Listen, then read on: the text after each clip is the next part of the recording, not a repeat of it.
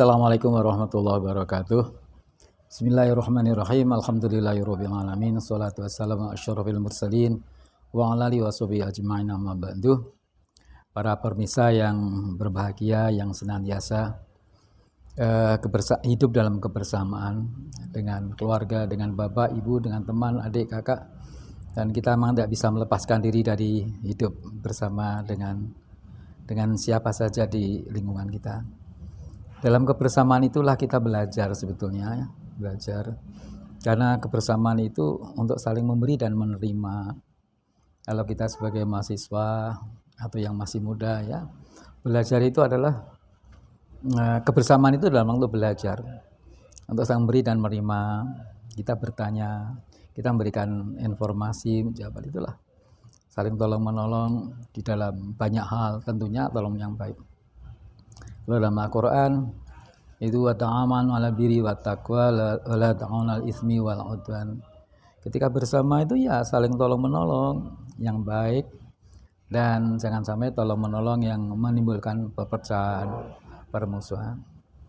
Ya dalam waktu yang singkat ini kami akan menyampaikan bagaimana kita mensikapi ya terhadap waktu yang Allah berikan kepada kita. Jadi Allah itu memberikan waktu kepada kita. Jadi sebenarnya ada, boleh dikatakan ada lima kenikmatan yang Allah berikan kita. Pertama kenikmatan iman itu sendiri. Yang kedua kenikmatan waktu yang Allah berikan kepada kita.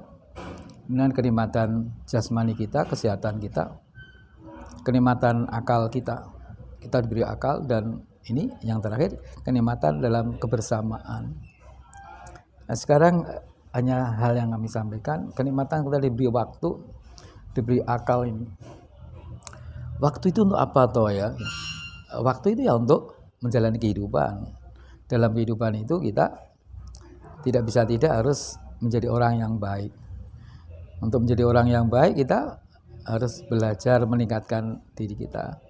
Jadi belajar itu kalau secara formal, secara formal ya, secara institusional, kelembagaan itu belajar ya di sekolah, di perguruan tinggi itu. Tapi belajar ini tidak hanya sesempit itu. Karena dimanapun kita itu belajar, kapanpun kita itu belajar. Karena kalau di sekolah itu ada pelajaran dari bapak guru, bapak dosen ya. Tapi kalau di luar kampus, di luar sekolah, belajar itu apa yang kita lihat, kita dengar itu semua pelajaran hidup. Jadi begitu kita bangun itu sudah belajar. Pagi itu bangun itu sudah belajar. Karena kita sudah sadar, sudah mendengar, sudah melihat, itu belajar. Nah sekarang dalam belajar itu kita melihat ada 3 hal ya. Pertama adalah pada masa yang lampau jadikan bahan pelajaran. Jangan sedih dengan masa lampau, jadikan pelajaran hidup. Untuk masa depan itu kita berusaha dengan pelajaran masa lampau itu untuk menggapai masa depan. Jadi untuk masa lampau jangan jadi beban, jangan memberatkan, jangan terbebani masa lampau kita. Tapi jadikan pelajaran hidup. Nah, karena masa depan lebih baik. Jadi masa depan kita harus optimis, harus bersemangat dengan ilmu yang kita peroleh, dengan pengalaman yang kita peroleh sebagai pelajaran tadi, menggapai masa depan. Jadi masa lampau jangan jadikan beban, jangan membebani hidup, dan jadikan pelajaran. Masa lampau kita jangan khawatir, jangan ragu-ragu, jangan takut. Kita kan sudah mendapatkan pelajaran pada masa lampau. Jadi kita harus semangat, optimis masa depan. Nah sekarang yang terakhir adalah masa sekarang ini. Jadi sekali lagi ya, masa lampau jangan jadi beban, jadikan pelajaran. Masa depan menjadi harapan, ya dengan doa, usaha, dan jangan takut, jangan ragu-ragu. Kemudian masa sekarang itu kita harus lakoni. Hidup itu kan realitas ya, kita hadapi. Orang Jawa mengatakan ngelakoni urip. Nah, itu urip itu ya dijalani. Kalau tidak dijalani berarti katakan mati. Gitu. Bahasa Indonesia menjalani kehidupan. Bahkan kalau orang Inggris itu tidak berjalan, lari itu malah, hidup itu lari cepat. Gitu. Kalau orang Jepang tidak hanya jalan dan lari, tapi melompat gitu. Jadi orang Jepang kan melompat. Teknologinya maju sekali. Hidupnya itu dengan melompat. Tapi juga berjalannya dengan menerobos juga ada, ya, bisa aja. Tapi menerobos itu bisa positif, bisa negatif ya. Sekarang masa sekarang. Jadi masa sekarang ini harus kita lakoni, kita jalan. Whatever it is, apapun itu, masa sekarang itu harus kita jalan. Karena kita misi tetap ingin survive, bertahan hidup, ya kita jalani. Nah, maka agama Islam mengajarkan kita menjalani pada masa sekarang ini, apa yang ada sekarang ini, apa yang sudah di depan mata, yang ada dalam kehidupan kita, ya tidak ada kata lain rumusannya kecuali mensyukuri. Jadi urip ya disyukuri, tidak ada kata lain. Setelah bismillah kan alhamdulillah.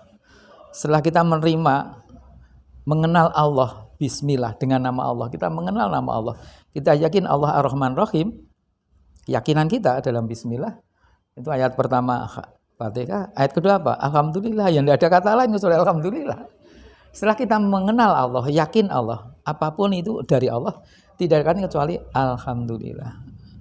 Dengan alhamdulillah, mensyukuri apa yang Allah berikan, kita akan bisa menjalani kehidupan tadi dengan lebih baik lagi. Pengertian baik ini, kita lebih bisa menikmati kehidupan. Ya, rumusan untuk masa sekarang ini kan 3 rumusan. Disyukuri, dilakoni, dan dinikmati. Manusia dalam Al-Quran itu kan namanya al-bashar, di samping al-insan dan anas. Dalam Al-Quran manusia itu ada 3 kata. Al-insan, kalau dilihat segi potensinya, ya, kalau al-anas dilihat dari sisi perspektif sosialnya, hidup dalam kebersamaan itu bersama dengan sama manusia, malah anas. Kalau insan itu potensi yang Allah berikan pada kita untuk berpikir, untuk maju, untuk belajar. Nah, tapi di al-bashar itu dilihat dari sisi fisiknya, biologisnya. Al-bashar itu artinya gembira, seneng, ya. Jadi orang itu tidak ada alasan untuk sedih, itu nggak ada. Dalam Al-Quran kan tidak ada, sedihlah kan tidak ada. Adanya wabash, ya. Wabasyiril mu'minin.